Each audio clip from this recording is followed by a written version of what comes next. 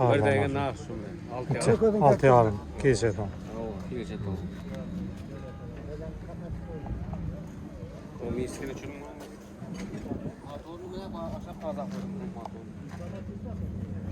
Miski. Motoru özgertirdim bana taza motor.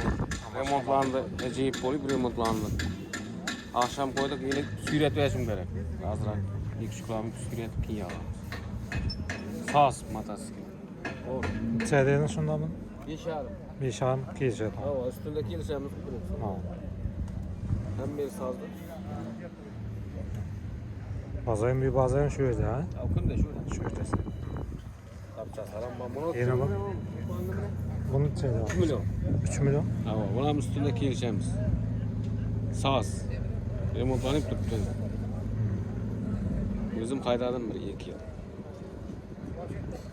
Yakında remontlar. Ecek tanık koyacağız. Lembesine bir numara atamiz. 94'ten 114 2280. Atım alınmay.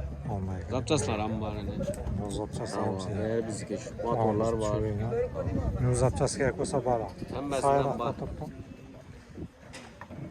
Hemmesinden tavlar zapças. Şöyle arkadaşlar.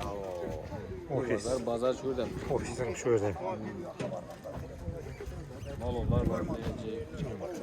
Özünden soyu ver daha. Oo. Kamera paylaşmaya gerek olsa telefonlaşma. Ya ömür kuş. Zapças bu. Tavuk verem sen mesela. Bir müröylük yok. Ha. Tabii vasfot, miski, şu var ki var.